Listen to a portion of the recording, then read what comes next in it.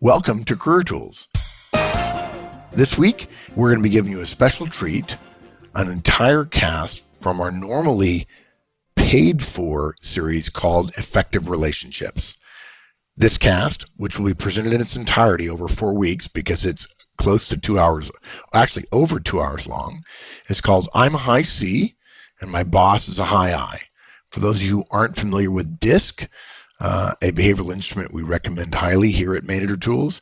That means I'm a perfectionist, I'm a software developer, and my boss is a energetic, outgoing, friendly, marketing kind of person. I'm sure many of you in technology have had this experience before, and it drove you absolutely crazy. When Danny and I are traveling, we get lots of questions about DISC and about developing relationships. As many of you have heard us say many times, the two most important things in your career are results and relationships. And while we try to help you with results and also relationships, it seems like relationships get short shrift these days. The Effective Relationships series is designed to address that. There are a total of 32 podcasts. We take the 4 principal behavioral tendencies among DISC, D, I, S, and C, dominant, influence, steadiness, and conscientiousness, and compare them to every other possible combination for boss and subordinate. So there are 4 casts if you're a high D boss, and you have a D direct or an I direct or an S direct or a C direct. As you might imagine, a D boss managing a D direct is pretty simple. And we have that for all 4 of the types of bosses. And then on the Career Tools side, we also have a series of 16 casts for each of the 4 direct styles. So if you're a high D direct, how to develop a relationship with your high D boss or your high I boss or your high S boss or your high C boss. We've chosen one here, the I am a high C direct, but I work for a high I boss, as one that's particularly trenchant simply because it's very hard for a logical, rational, linear, and reserved software developer, engineer, accountant, perfectionist to work for an assertive, outgoing, forceful, people-focused person like an influential high I. When software people have to report to marketing people, it rarely turns out well without some training. Over the next 4 weeks, we're going to take you through incredible detail about how you can have a great relationship with your boss if this applies to you. Even if you're not a high C, we encourage you to listen all the way through because you'll get some important bits of information throughout the 2 hours. And this will give you a sense of the kind of detail we have in all of the samples in the Effective Relationships cast. In this particular one, the show notes, for those of you who are licensees, run to 22 pages. Not 3, not 4, not 5, not 6, but 22. In this cast, at a high level, we're going to cover your boss's tendencies and desires, how a high I thinks, what she feels, why she feels that way, how he or she tends to behave, and what that means for you as a high C. We're going to talk about work product, what your boss expects from you, and what that means for you. You probably think that more detail and more hard work up front is good. Your high I boss would disagree and say they'd want a rough draft right away so they can give you some guidance. You're probably rolling your eyes right now if you're a high C, but the fact is the boss matters, and that's what a high I boss wants. Take it from a high I. We'll talk about communication in great detail. Overall, talking about your tendencies in communication and your boss's tendency in communication and what that means for you in terms of conflict and how you can avoid that conflict and seek more harmony. Face-to-face communications. You tend to be slow and logical. Your boss tends to be fast and emotional. That drives you crazy, we're sure. We'll give you some suggestions about how to overcome your boss's tendency. We'll talk about meetings, how to behave in meetings with a boss who's different than you. Briefings, how to brief a boss who's a high I.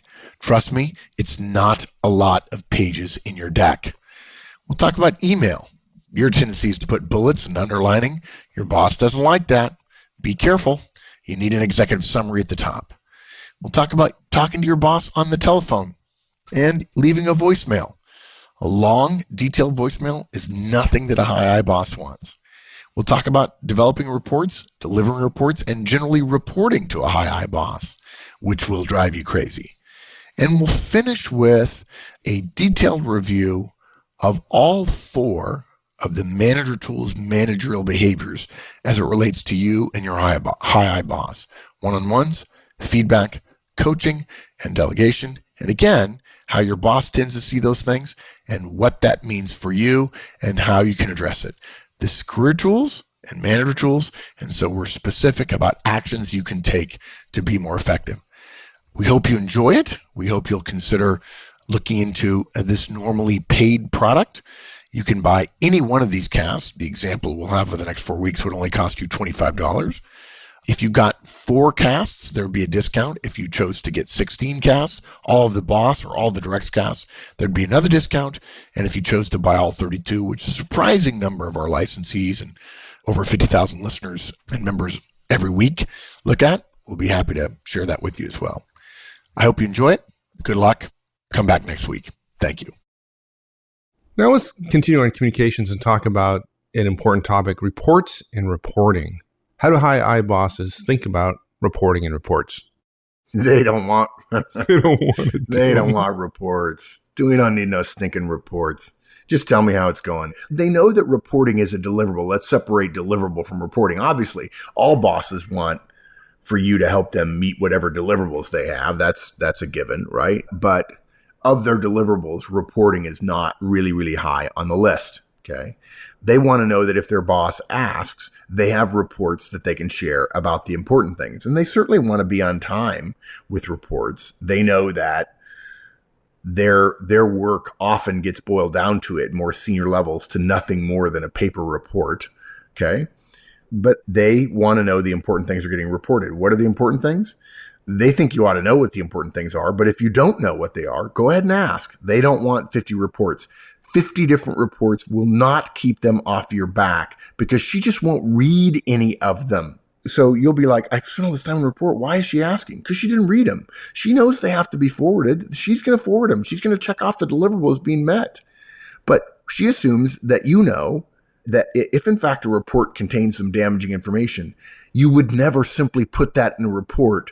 You would, of course, communicate about it because that's what a professional would do. Right. And you're doing all the reporting thinking you're covering your butt. And in fact, your high boss like, no, it was important. You would have told me, right?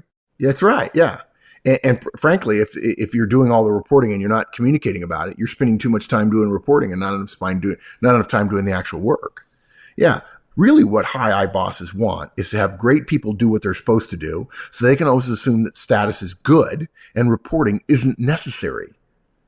But that's not true because reports are deliverables and we have to dot our I's and cross our T's and other people want to see our work. They still don't want all the reports.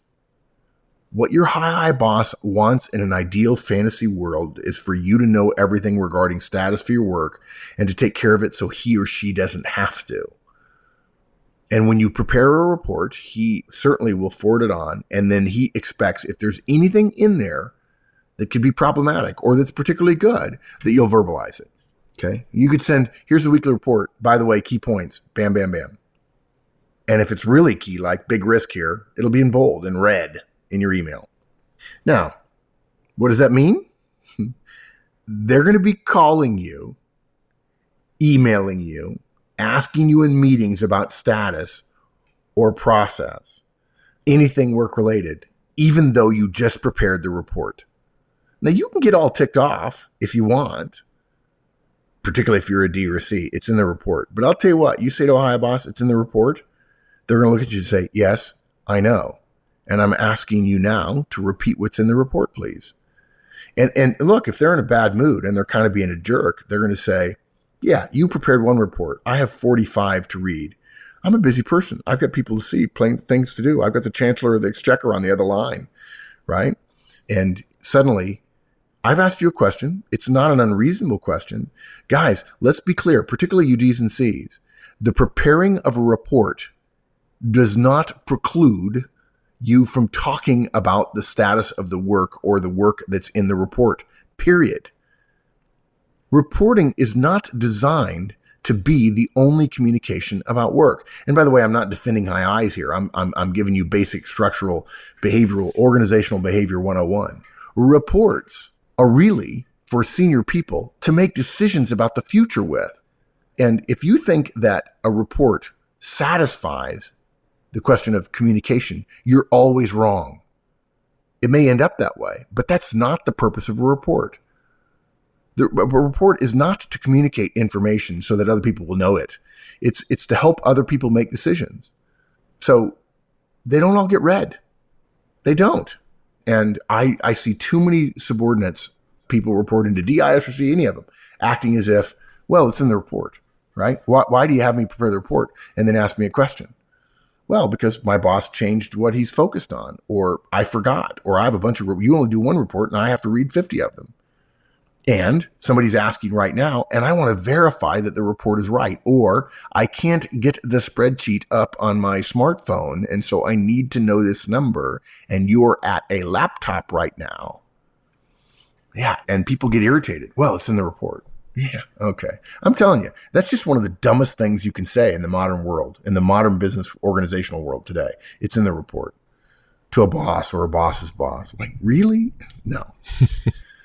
Now, in the high I's case, part of the reason they're doing it is they got distracted. They didn't read your report, or they read it and then they forgot, or now they're talking to somebody else and they're asking you a slightly different question than they asked before, or that's in the report.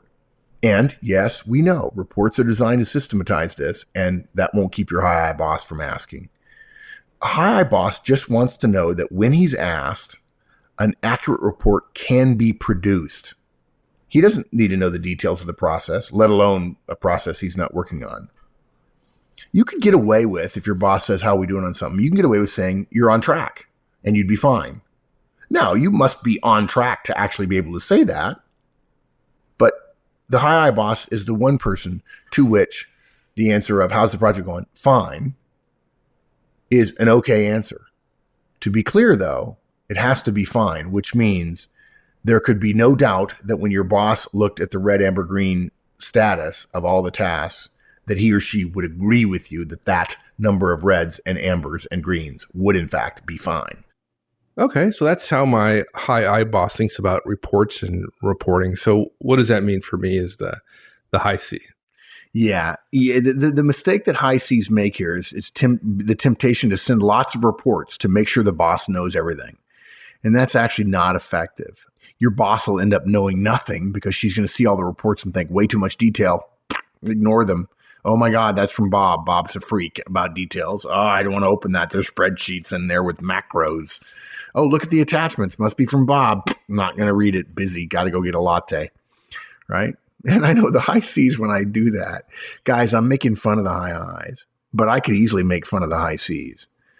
Right? The high I's, squirrel and shiny, but I could just as easily say pocket protector and geek and other phrases that include the word retentive as well.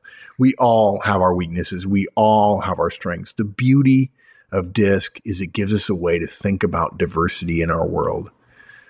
The real sad thing in life is that when you see someone who looks or sounds or behaves differently than you, there's a part of our biological brain that causes us to notice that because we want to associate with people who are similar than us. But in the modern world, the lizard brain that we have is probably, we can tamp it down and we can say, let's find out whether or not this person has something to offer, whether or not they could be great, even if they're different than me. The great thing about diversity, about DISC and recognizing people are different than you, is that different isn't bad. It's just different. And sometimes multiple styles make us more effective. Okay? So if you're communicating in a way that makes sense to you, when you know darn well your boss is different than you, you're just being selfish. And you're saying my way is right. It's not far from that standpoint to go, they're wrong. Right. And what happens is you start seeing people who behave differently than you and you start thinking they're wrong. And then suddenly their ideas lose merit. And now the fact that we have a diverse workplace means we get less ideas because everybody's judging everybody else's ideas based on the way they communicate them. Holy Toledo, is that backwards or what? So you've got to be willing to change your natural tendency to make your high I boss and yourself more effective in a workplace where there is some vertical structure. And if you've got a boss, there is some vertical structure. A high boss doesn't want reports at all. They don't. But they know they have to have them for their boss, for their boss's peers, for other parts of the organization. Even though your high boss doesn't care very much, you're supporting her by producing those reports. Okay. Now look, for the key things, the most important stuff you report on, we're not going to tell you what to leave in or leave out, right? We know you want to put lots of details and data in your reports, but again, your boss is not going to read it. You can't skimp on this because when in fact his boss says, I need your last 6 months worth of reports, you don't want him coming to you and saying, where's been your reports? What the heck? I need all 6 months, right? He's going to ignore them. He's going to ignore them, but he wants them every month. Okay. Provide an executive summary at the top, include whatever details you think are reasonable after that. That's it. And be on time. Don't say, I'm going to take advantage of the high I's weakness and be late with my stuff, because that's not professional as a high C. So be on time, provide an executive summary, then give the report that you would normally want to give if you were the boss, and they're going to read the executive summary. If they need more, they'll go and read more, but once a year maybe at most. Yeah, particularly if it's reports that go to your boss's boss, right? There's, the high I's are not necessarily the greatest in terms of caring about deadlines and timelines and all that. Yeah. But they don't like to look bad. They don't. And if the boss cares about the report, your boss is not going to care the fact that you're late. They're going to care that you made them look bad. So, yep, there you go. We'll start with one-on-ones. Right. How the high boss sees How the high first, boss right? sees one-on-ones. Yeah, high bosses want their one-on-ones with you as their direct to be all about you and him and the relationship between the two. Okay, and that's a good thing. Yeah, sure, right. It's a good thing in principle. The high it falls apart a little bit with the high. Okay, we'll get to probably that, a little too much talking. Yeah, high I's can be brilliant at O3s because sitting down with a direct for 30 minutes or even an hour or two is just what they want to do. They want to connect with you. Your boss wants to spend time talking to you if he or she's a high I, preferably about topics of interest to him, even though that's not what one-on-ones are supposed to be about. But he'll tolerate topics of interest to you as well. Now, of course, the problem with the high I in one-on-ones is that they're not really good at sticking to an agenda. The agenda thing is a problem. They're just excited. Let's sit down. Let's talk. Let's chat. Let's get to know each other. Even if we know each other for a year. Hey, what do you got? How's it going? What's going on? That kind of stuff. Now look, your boss as a high is not going to forget the agenda. He's not necessarily going to take over your 15 minutes, although you'll probably find it's pretty interactive even when it's supposed to be your time to talk. But while he won't forget the agenda, he's doing his best to have as much fun as possible, and the agenda might get a little bit loose. Yeah. Let's put it that way. Okay. One more point before we go on. High I's want to connect with you, and they tend to be less structured about it. The one-on-one is a great structure for a high I. Okay? It helps a high I enormously. Whether you're a D, I, S, or C, if you have a high I boss, if you get a little too persnickety about the fact that your high I boss, that she doesn't follow the agenda, you're making a mistake. Because your relationship with your boss, who's a high I, will decline if you forego one-on-ones because you don't like that they're a little fast and loose, they're a little sloppy, and so on. So tolerate the high I's fast and looseness, if you will, rather than the agenda, and sometimes maybe missing a one-on-one or two because they just forgot and they were so busy and so on. Tolerate that in return for the fact that this will give your relationship with your boss some structure, which your high boss probably needs. It'll be to your benefit and to his or her benefit as well. Yeah, good point. Yeah. Great. okay, so that's high I boss's kind of view of one-on-one. So Right. I'm a high C. Anything to share about how I should be thinking about my interactions with my boss here? Yeah, this is a tough one because you really have to, high C's working for high I bosses are going to have to keep foremost in their mind that your one-on-ones with your boss, when he does them, really are supposed to be and genuinely are about you. Our recommendation here is that you do what makes sense to you, even though your high I boss will take over the meeting, start the meeting himself, tell you a story to start the meeting. Don't just roll over and say what the high I boss wants is a high level review, and so therefore I need to give him that. Don't do that. If you want to take the first 15 minutes and talk about details, you can. Okay. We're not going to bastardize a one-on-one just because your high boss can't listen for more than 2 or 3 minutes. And spoken with true authority by somebody who's a high boss who sometimes can't listen for more than 2 to 3 minutes. I've noticed lately in our operations call, Mike, I interrupt everybody all the time. It's stupid. It's wrong. It's dumb. It's behavioral. It's a pattern. It's habitual. I got to stop. Don't say anything, Ozan. Don't you say one word. No, I didn't notice. Didn't notice. Yeah, never noticed. Nice. Folks, this is what being partners for 10 years gets. No, he's just being kind. I didn't notice. Are you kidding me? I'm literally incapable of doing the manager tools one breath rule. It's just not possible. I'm working on it though. Sooner or later, right before I die, I'll have mastered that ability to wait until somebody else is done talking before I cut them off with my better idea. The first time you use the one breath rule will be your last breath. Yeah, my last breath. There you go. Right. So look, our recommendation again is during your one-on-one, take the time to talk about what you want to talk about. That's the whole point of the one-on-one. You don't want to share your personal details? Don't. Okay. Don't be bullied into having your high boss ask you all kinds of questions you don't want to answer. Okay. Don't be surprised though if your high boss shares with you all kinds of stuff about her life or his life, which don't seem to be terribly professional or terribly work related. You think a high C might hear things from a high I where the high C is going like, what? Yeah, the high C has mastered the totally passive face when in fact, in his head, his eyebrows have jumped up to the ceiling and he's going, oh my God, can you believe she's talking about that right now? Oh my God. Yeah, it's the Spock eyebrow. We like to think of it as a Spock eyebrow, just so you know. We could actually say that this is one case, the high C working for the high I boss, where for once, it's not the boss who's going to be shocked at what comes up in the conversation. It's going to be the direct. Yes, right? Absolutely. Yeah, the high C direct to the high boss listens to the high boss. Goes, let me tell you about my weekend. I went to this party. Oh my God. And the high C is going, how is this going to help? And what am I going to learn? And do I really not want to know too much information, boss? TMI. Right? But that said, you better be ready to insist on having your one-on-one, and you may have to go find your boss. It's likely that whatever he's doing right now is more exciting and more engaging, and surely you can handle waiting a few minutes. The problem is a high I's measure of time is not terribly accurate. If you value your one-on-one, and we recommend you should, you need to work around your boss's tendency to want to do it in inappropriate places. Yeah, it's not great to do it in a restaurant, but do it there if that's where he is or that's where she is and she wants to do it there. The list of things you want to go over may well include things you've already discussed with your boss that he's apparently forgotten. Oh my gosh, is this so? Oh, I'm a high I boss. And Wendy routinely says, gentle reminder, you owed me this 8 weeks ago. Thank you. I wrote it down. And then when she's in a really feisty mood, she says, yes, you said that the last 6 weeks too.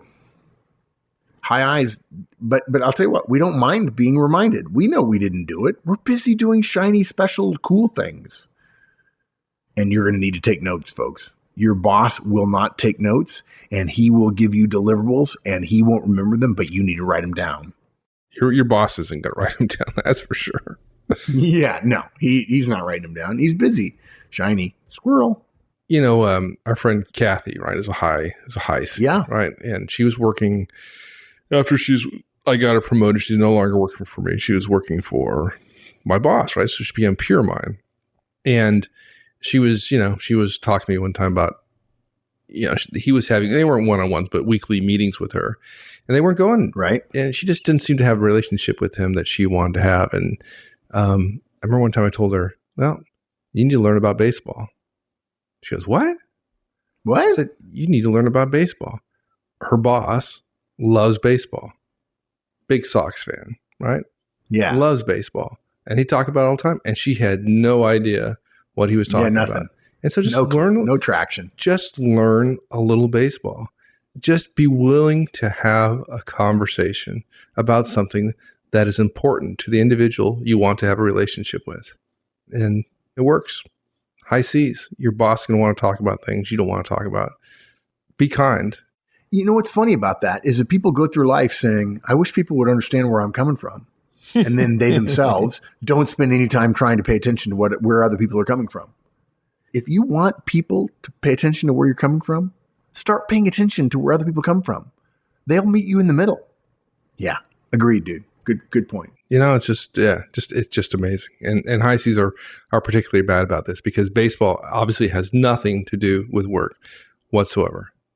That's okay. Yep. It's a relationship. Start with the relationship. And then guess what? You'll get more of what you want to be effective. So enough said. Yeah. So what you're saying is getting more of what you want might be a good thing? Might be a good thing. Yeah, might be a good thing. Okay.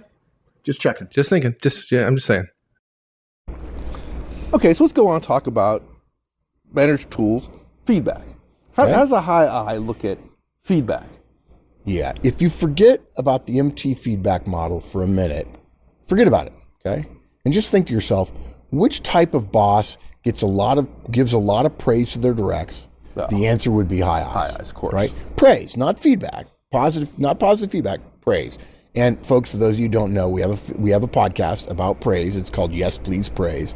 Praise doesn't really improve long-term behavior. Positive feedback does. But there's nothing wrong with praise unless you misuse it and try to get it to be the only way you give positive feedback to people. The problem with praise, of course, is that it makes people feel happy, which is not what we want. We're not wanting unhappy people, but happiness doesn't drive productivity. Productivity drives happiness. The problem with high I feedback is that it tends to be that kind of praise. Hey, great job. Good job today.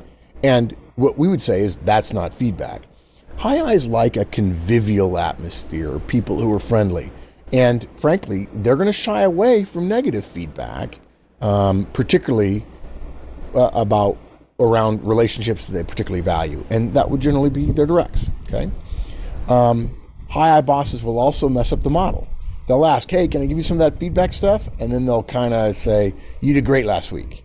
Or they'll say, when you did that thing, I really appreciate it. Or when you're feeling strong, I like that. Which, of course, that would be bad feedback because we don't give feedback about how people feel. And I don't think strong is actually a feeling. I think it's more of a physical state. But that's a whole nother discussion. They're going to mess up the model. Okay, and look, we know the model isn't everything. But if you're knowledgeable about manager tools stuff,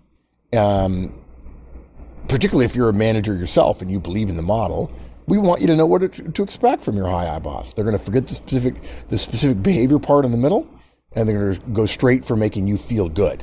And that'll make them feel good as well. So just be aware that it'll be a little bit sloppy and recognize that a little bit of grace to someone whose relationship with you care about, that you shouldn't be the scold saying he did it wrong. There you go. Because he probably doesn't think about it doing it wrong so much as he wants to communicate something to you. Get the message.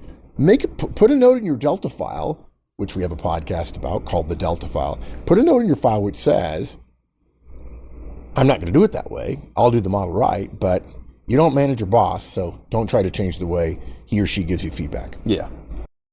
Okay, so that's what high I boss thinks about feedback and behaviors around feedback. So high C, what should I be thinking about here? Look, most high Cs are probably okay in principle with getting feedback. Now, you're going to want to defend that what you did was right, and you need to learn to keep your mouth shut. Okay, I'm being nice. I'm a friend of high Cs. Mike's a friend of mine. He's a high C. And guys, you high Cs, you want to say, but what I did was right. It doesn't matter if it was right. It was ineffective. You want to prove that you're right? Fine. Keep being right and be ineffective and wonder why you get fired. Yeah. Okay? Everybody, high Cs are classic for wanting to explain the logic for why they did what they did. It doesn't matter if every single step you took was exactly, perfectly, logically, rational, correct in every way, shape, or form, and the outcome stunk, you did it wrong. The whole process versus results thing is a big struggle for high Cs working for high Is. The high I just want results. They wouldn't care if you juggled bananas for your job, as long as they got great results. And then they'd call people over and say, check out my dude. He juggles bananas, but man, we produce results. And people are like, you kidding me? This is a circus. And the high I goes, yeah, it's fun, isn't it? Want some peanuts? They're $5. Yeah. And the high Cs are literally going, this seems like a Kafka movie or a Kafka book. Yeah, you're right. But if it gets results, who cares? If the process is right and the results are wrong, defending the process will get you nowhere. Folks, do not assume that a process being right therefore produces the right output. It doesn't. The process could be every step correct, and the outcome could not be what the customer wants. Or you produced exactly what the process said you were supposed to, and the customer doesn't like it, doesn't want to buy. You're at fault. It sucks, and it's true, and it's real. This conversation always reminds me, Mike, of the second rule of the United States Army. If it's stupid but it works, it's not stupid. High C's go, wait a minute. If it works, it's not stupid. Well, yeah, true. But what the rule of the Army, the second rule of the Army says, I don't care how bad it is. If the outcome is good, it's okay. And then High C goes, wait, time out. We got to have a repetitive, measurable process, right? Yeah. So you High Cs, you're okay in principle, in theory, getting feedback. Now, the problem with a high I boss's feedback is it's over the top, it's so soft, it's not clear to you, it's not linear, it's not particularly about behavior. Maybe it's not even constructive. You're just going to have to forgive your high I boss. Okay? She's not going to be great at giving you feedback. She's going to use the sandwich technique because she's afraid to hurt your feelings with a bit of negative feedback. I just want to strangle them when they do that, but they do it. Okay?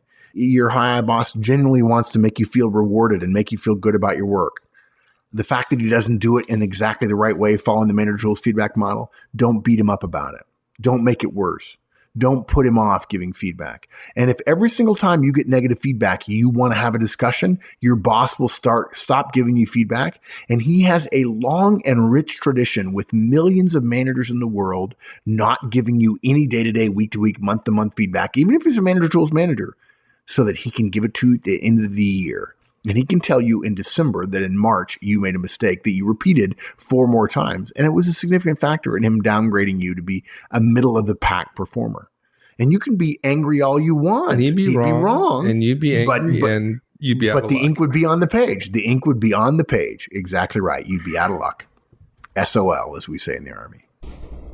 Okay, so let's go on and talk about coaching, the Manager Tools coaching model, and how a high I looks at that. Okay.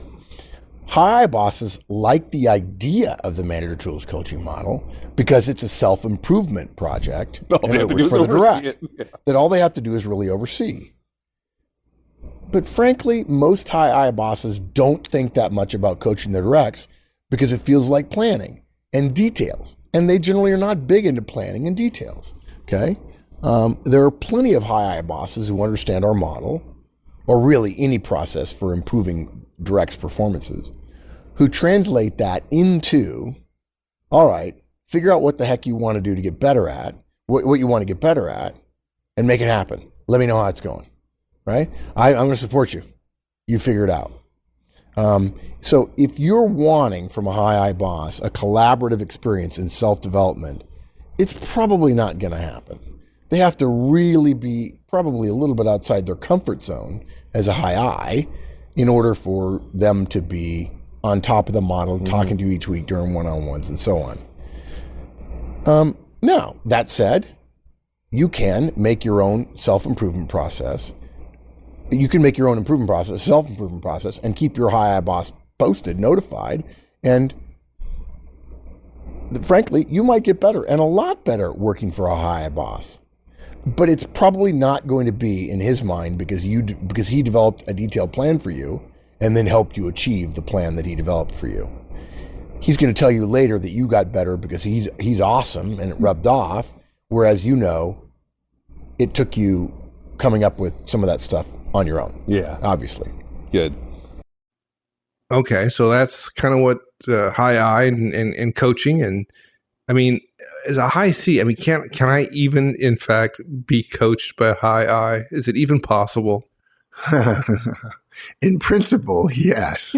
In practice, bit of a struggle. Look, high I bosses like the idea. They love the idea of our Manager Tools coaching model because it's a self-improvement project that all they have to do is oversee. Frankly, most high I bosses don't think much about the hands-on relationship of coaching their directs because it feels like planning and details and keeping track week to week to week. And they don't like doing that kind of stuff. Squirrel, shiny. There are plenty of high I bosses who understand the model. And then they say to themselves, okay, I get it. Now, Mr. Direct, figure out what the hell you want to get better at and make it happen. And let me know how it's going. If you need me to call somebody, I'll call somebody. I know everybody in this organization. So, you want details? You're not going to get them from your boss. But that's okay, because the two of you working together can actually be okay. He's going to let you do what you want to do, and you're going to have a plan for doing it. Okay? If you want a collaborative experience in self-development working for a high I boss, it's not going to happen. But you're a high C. Decide what your objective is. Define your objective based on the deadline, the behavior you want to improve in, and the quality standard you're going to apply to it. Then do some brainstorming. Ask your friends. Okay, read a book about brainstorming and then follow the process. And in 5 minutes, write down all the possible resources you can come up with for ways you could get better. Okay, rank order them based on your interest and on cost and on perception of quality and so on, and then do a weighted average and determine which one's best for you, and then do that. And then come up with a plan. 80 weeks of plan. We don't care. Your high boss definitely doesn't care. He'll be thrilled when you get promoted. He'll help you get promoted because you're awesome. But he doesn't want to be in the weeds of that 80-week plan that you've got worked out. Okay? And keep him posted week to week to week. Hey, by the way, here's where I am. I need help on this, or I don't need help on that, or it's okay. Things are fine. Yeah. By all means, though, just take action. Because don't wait on your high I boss. Don't wait. Don't wait on the structure coming from your high I boss. Oh, my boss has got to coach me. He's going to teach me the process and the plan. And oh no, that ain't gonna happen. And look, and get over it now. At the end of the process, when you get promoted or when you look a lot better and you get a big raise, he's going to tell you later that you got better because he was awesome and it rubbed off on you. Just roll your eyes. Yeah. Roll your eyes mentally, not physically. Yeah. Well, the great thing about it, though, is if you put the plan together and you execute the plan, and then you want to have a conversation with your high I boss about the results you got and who you're dealing with and how you could do better, the high bosses will be happy to have that conversation. They'll get excited about it. It'll be a little party to help you get better. I mean, it's so if you take the action, you'll get some good results with a high I boss. You're just going to have to take ownership of it. That's the key point there. Yeah, you're going to own it. If you own it and you push it and be ready for guidance, you're fine. But don't expect your boss to be in the weeds with you. Not going to happen. Nope. Okay, so let's talk about delegation now. Tell me a little bit about how a high I looks at delegation. They love to delegate. Holy Toledo, do they ever. Yeah, not to anybody, though. But only to directs they trust, right? If you're the number 2 person for a high I boss, he or she will delegate like crazy to you. Like, sure, do this. I'm training you to do my job, right? And actually he's thinking, my job can be a lot easier if I give a lot to my directs, okay? Okay, but what if I'm one of those... I know you're going to ask. What happens if you're not one of those guys? It concerns me a little bit. So if I'm not being a high I boss, and she's not delegating to me, what do you think the cause of that? What can I do differently? What's the reason? Yeah, it's not as simple as just, well, here's the one key trick to play. You got to understand why you're not being delegated to. A couple of possible causes, actually 3 possible causes. One is your high boss literally doesn't care about the things he's not getting done that he's responsible for, and he's willing to get in trouble for them. I'm always amazed that junior level managers haven't learned the lesson. Now, this is my fault. Okay, this is my fault. I'm not blaming the junior level managers. I'm always amazed that junior level managers think they need to get everything done. That's right. And the story we tell, of course, about that is, raise your hand if you get all your work done before you go home every day. No one raises their hand. And then you realize, so you're basically all saying you don't get all your work done. So now it's just a question of what work doesn't get done. What low-level managers are astounded at is executives saying, yeah, I got to do this and this and this, but I'm not going to do it. Yeah. Because I'm focused over here. Yeah, right? They make choices of what they're willing to get in trouble for. Exactly. We've talked many, many times about Napoleon, and one of the things that made Napoleon one of the greatest generals of all time, trust me, folks, there's a point here, is that Napoleon, when you study his battles, Jena, Austerlitz, and so on, maybe not Waterloo quite so much, if you look at the great battles, you'll see that routinely Napoleon massed at the point of decision. He put all of his forces where he believed a win at that point in that line where the battle lines were drawn That means would he in was fact weak carry elsewhere. would That carry meant- the day. What he did was he stole resources from those places that he didn't think mattered as much. Napoleon, if you look at his battles and you look at the dispatches and so on, he was almost always in danger of losing at all the places that didn't matter. In fact, there were times where he lost at the place where he didn't matter, but so soon after that, he won at the place that did matter, the loss got subsumed by the fact that he won at the point of decision. Napoleon said, put all your chips on the really single most important thing and let everything fall through the cracks. And that's what high eyes do. I'm not saying high eyes are as smart as Napoleon all the time. They're doing what they like, and they're willing to get in trouble for stuff. Frankly, if you're a sales manager and your reports are always late, but you're the number one sales manager in the country, ain't nobody going to give you too much trouble about the reporting. Whereas a young sales manager, DI or C, it doesn't matter, she's thinking, I got to get all these reports done, I got to do this, I got to do that, I got to do that, all this admin stuff, and then suddenly, whoa, I didn't spend any time in the field today making any sales. That's not good. Does it make sense for the high D direct to pick up some of the balls that the high I boss is dropping? It can. It's not always true. It depends on the situation. I guess if you were picking up one of those balls that the high I drop, that is, and the high I boss has made a judgment that that's not the area that ought to be focused on, and you take away from efforts and areas that she think are important. That could be an issue, That right? could be an issue, right? I'm going to steal time if I'm a high D direct. I'm going to steal time from things that I really think are important in order to do something the high I boss is not doing. High I boss is not going to be pleased about that. The second reason is your high I boss doesn't trust you, okay? And he's delegating to others, but not you, okay? And the only thing in that situation to determine whether your high I boss is delegating to others, and if he is, but not to you, you're not trusted. And frankly, the way to build trust is to deliver results in a way that works for him or her. And hopefully this guidance is helping you to do that. And also work on your relationship, because high eyes will increase trust faster with somebody with whom they have a better relationship.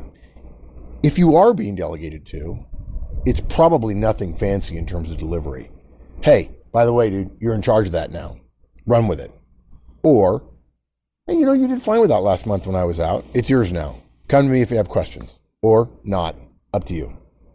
On the other hand, don't assume that when your high I boss talks that casually about something, you're not on the hook for that. And if you're doing it and he's not or she's not, you better be good at it, right? Even if you don't like it. You better be real careful about, you seem to be pretty casual about it, so it can't be that big a deal. High eyes are casual about a lot of things that are really big deals. They're trying to send you a message that I'm cool, I can handle the pressure. There are good things to hear from a high boss. Not fancy, maybe not in the MT model, but good indications that you're trusted, okay? So, for instance, if he delegates to you, you're trusted, okay? If you're doing good work and you're given more work, again, that's a high boss saying, I trust you, okay? So, if you're not being delegated to, but you have a high job responsibility, you're doing a lot of things, he may have just forgotten you. I mean, there are high bosses who will delegate to people, and it appears a little bit random. The only thing that's certain is only delegates to people he or she trusts. So if you're not getting delegated to, assume that it's an oversight. If in fact you believe you are trusted, and then ask. So that's the third. So that's the third. That's the third thing. reason. Yeah. Ask. I mean, it's a little bit of oversight. It's a little bit of sloppiness. High eyes tend to, of all four of the profiles, high eyes are most likely to be sloppy. Right? High Ds aren't going to be sloppy. They're just going to be driven in one direction and ignorant of things. But high eyes are going to be sloppy, and that's okay. And if you believe you're trusted and you believe you have the capacity, step up and ask. Yeah, I guess there could be a fourth reason, which is your high I boss has made a explicit decision not to delegate to you because the things you're working on are so important to her. Hypothetically, yeah, could happen. Absolutely could happen. I think generally high I bosses, they wouldn't put it as you're too important, right? Because a high boss, the first thought is, who's my best person? Anything I'm going to delegate, I'm going to give it to my best person. Yeah, regardless first. how busy they are, right? The problem is, is, give it to a busy person. Exactly. The danger, of course, is that they give the first 5 delegations to their best person, and then suddenly their best person is literally overwhelmed and frustrated by it. So if you're not that person, but you believe you have the trust and respect, go and ask. Good. And some of you might say, I can't believe they're suggesting I volunteer. And I go, guys, You got to get used to it. If you want to be successful in this life, you're going to have to volunteer. All this cleverness about avoiding delegation, avoiding your boss giving you more stuff, don't believe it for a second, okay? Ask yourself, if you were a boss and you had somebody who routinely avoided everything you could possibly give them, is that somebody you want in your team 5 years from now? Nobody would say yes. Yeah, not likely. Okay, so that's delegation and the high I boss. So I'm a high C. What does it mean for me? Yeah, dude. First of all, if you got delegated something, your boss has decided you won't screw it up too badly. Okay? You are trusted. You mean even if he doesn't give me all the details and tells me No, exactly I how to don't do wanna it give and you gives all me the- I all the wouldn't data I insult- need to make good decisions? I wouldn't, Ozan, I would not insult you by giving you all the details. You're smart enough to know them, and I don't want to get my hands dirty. I'm busy, shiny squirrel. Oh, you mean the fact that you're not giving me all the details is actually a good sign with a high I boss? Yeah, it means I'm not talking down to you. You're not a third grader. You're an adult. Why would I give you all the details? It's like you're in third grade and I'm saying, okay, line up over here, alphabetical by height and number. So when I get upset because you don't give me all the details, and I'm really seeing it wrong. I mean, you're just different seeing than me. it You see it backwards. differently. Yeah. Hmm. Yep. Okay, Yeah. I'm good to literally know. going to say, that's yours now. Hey, go do that. And you're going to say, that's not the way to delegate. And the high I goes, gee, I checked. I'm the boss around here, and that's what I'm going to do. And you might think, why wouldn't he give me all the details? And the high I boss goes, why would I give you all the details? The fact that I'm giving it to you means I trust you to figure out the details. Why would I embarrass you by delivering the details to you verbally? Why would I do that? Why would I talk down to you? You know the details. You'll figure it out. And who cares about details anyway? All that matters is results and people. All depends upon your perspective. There you go. Yeah. So whatever you're given, do it. It's yours now. Do it your way. There's a great story from President Eisenhower, the American president in the 1950s. His Secretary of Defense wanted to rearrange the Department of the Navy. And he sent a note saying, Ike, here's what I want to do. I want to rearrange things like this. And Ike sent him a note back saying, I don't know if you've noticed, but I'm busy trying to run the country. That's why I've got you over there running the defense. So go ahead and run it for me, right? I'm going to approve your stuff. So you're going to be delegated stuff. That means you're trusted. If a high I delegates to you, it means you're trusted. What that means is do it the way you want to do it. Okay? Don't ask for more time. Recognize that trust implies that you can get it done in a reasonable amount of time relative to the high I. Trust your work. Achieve the outcome your boss wants. And that means you're doing a good job to a high I. So, wrap up? Yeah, wrap up. What did we cover? We talked about the tendencies and desires of a high I boss. We talked about work product, about communication, both overall, face-to-face, meetings, briefings, email, telephone, voicemail, reports, reporting, and of course, managerial behaviors from a managerial's perspective, one-on-ones, feedback, coaching, and delegation. Folks, understanding your boss's tendencies, their behaviors, is a key part of being effective in any organization. Far too many professionals that we know, people we've gotten to know that we care about at Manager Tools, don't take their boss's approach to things into their own planning. They get frustrated about what they think the boss ought to do, which is usually what they would do in the boss's situation. But that only makes sense when you have similar tendencies to your boss. But the fact is, you can't change your boss. And you certainly can't manage your boss. Ask yourself, if you've been a manager, if you're a manager now, whether or not you would be amenable to your directs changing you. Okay? You can't do those things. But you can try to understand him or her and modify your behavior to be more effective working with her. Ideally, a manager will learn about your strengths and weaknesses, and that'll help. But even if she doesn't, you can still modify what you do in your interactions with her to improve your communication, to reduce conflicts, and that improves overall effectiveness. There you go. That's it, partner. All right. Thanks, my friend. You bet. Awesome. Thanks, everyone. That's it. We'll see you next week. Have a great one. So long.